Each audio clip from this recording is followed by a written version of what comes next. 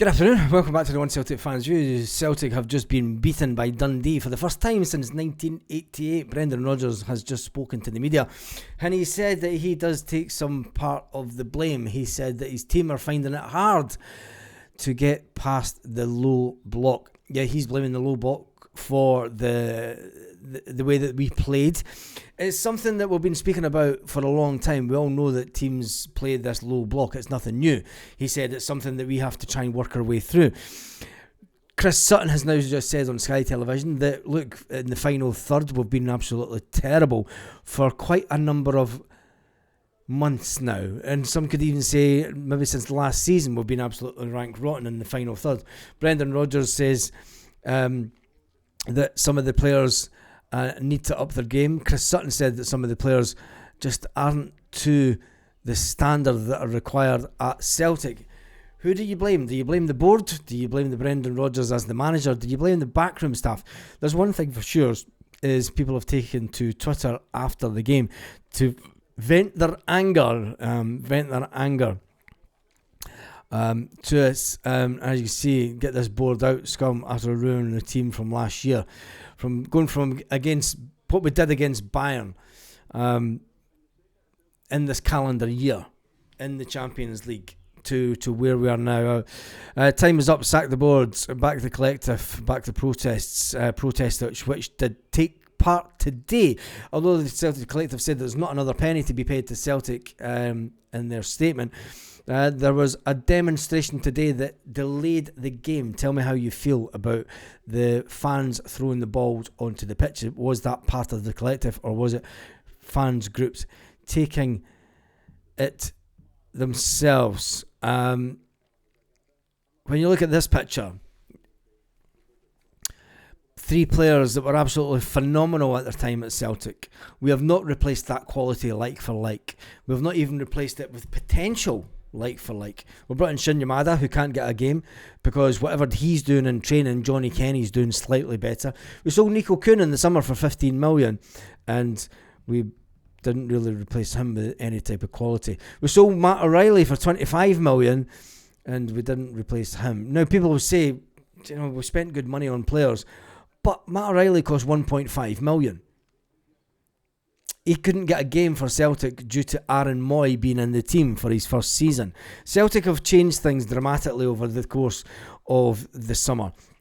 The inability to act quickly within the transfer window has affected the team. It's affected players that don't want to be here. We are missing the likes of Alistair Johnson. We're missing Dyson Maeda. All Celtic fans against the board. And then Nicholson laughing. He is that kind of, isn't he? But Brendan Rodgers, do you think that Brendan Rodgers' time is up? And who do you bring in as manager? Because let's face it, do we start keeping on going backwards? Do we go and get Ange and bring him in to the end of the season? Do we go back and get Lenny, bring him back? It's not very forward thinking, is it? If we won't change at the club, I don't believe that going backwards manager-wise is maybe the best way to go. Ange Postecoglou, welcome to Celtic. Yeah. Hearts will be laughing because they are currently top of the table. And they're top of the table in the league, and so they should be. When you look at Celtic and you look at the stats from the game today, I mean, Hearts are sitting top of the league. Hearts have scored, here's the difference. Hearts have scored 19 goals this season. Celtic have scored 11. Hibernian have scored 14. Dundee United have scored 14. Motherwell have scored 12. There are a number of teams in the SPFL that have scored more goals than Celtic. Now, where Celtic unlucky in front of goal today, you could say that Kieran Tierney should have put one in the back of the net. You know, your Rio Hitati comes off the arse of a player, should have went in the back of the net. Kells, Kelechi Iheanacho, he hits the post. He hits the post. Michelangelo, he floats one in, the keeper puts it over the bar.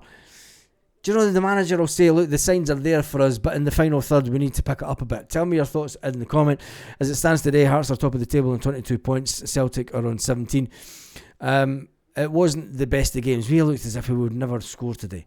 You know, we can talk about possession, you can talk about passes, you can talk about how many passes. Out of the 700 passes, I now reckon there must be at least 200 to 300 passes actually go between Cameron Carter-Vickers and Liam Scales alone. But anyway, it's one of those days, isn't it? And it was never going to happen. There was not a player today that got pass marks. I thought maybe Callum McGregor was the better of the midfields, and that's saying something. He did have a couple of shots from outside goal. You say that Rio Hatate had a shot towards the end of the game. Why does it take Rio Hatate to the later stages of the game to really come alive? I thought Rio Hatate's passing and everything was woeful the first half. Dundee scored from a corner. You're thinking, do you know, Cameron Carter-Vickers gets his bi-yearly own goal for Celtic. Scales at Cameron Carter-Vickers are coming out for the back really slow, taking their time, slowing the game down. What happened to the one-touch passing football that we were all promised under Brendan Rodgers? There's a lot of questions that need to be answered. It's an important game for Celtic on Thursday evening. We now go back into the Europa. I think it's the game that I fear the worst for. And never mind that, the biggest game of the Celtic season, never mind the game that put us out of the Champions League. I think the game today was worse than the game that put us out the Champions League, and that is saying something.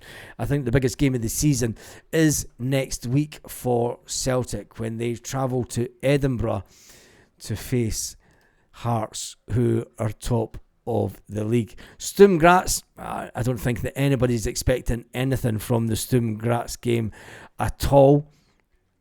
When you look at the Europa, I mean, Celtic are sitting down in 28th. It's embarrassing that Celtic are so far down. You need to be 24th to get through. I think it would be the worst thing ever if Celtic were to get through in the top 24 this season. It's going to be an even worse season than anything that we had under Ronnie Dyler at Celtic, the way that we're playing. I think we can just write Europe off. When you look at Sturm Graz, they're sitting in 22nd in the Europa League. They've lost a game and won a game. Celtic have drawn a game and lost a game. Is this the kind of game that can give us a bit of momentum? Will Alistair Johnston be back in contention? Alistair Johnston didn't even make the bench today, which was kind of strange because Celtic made such a big deal about Alistair Johnston being back in training. Guess who's back? Back again. It didn't really make much of a difference. Celtic did change the formation in the second half. We decided to play two strikers up front. Why don't we play two strikers up front every single week at an away game? In fact, in the SPFL, Celtic should be playing two strikers up front anyway. Teams are sitting back that much that having one striker in the middle of the park is doing absolutely nothing. Full-time whistle was Dundee 2, Celtic 0. There's not a lot left to be said. Thank goodness we're not Rangers. I don't care. I don't care about them. Do you know, we can laugh at them as much as we want. They're just here for our entertainment and laughs. Hearts are the real deal this year, and we need to take that on board. Celtic aren't. On that note, have a fantastic day, Celtic fans, wherever you are, all around the world.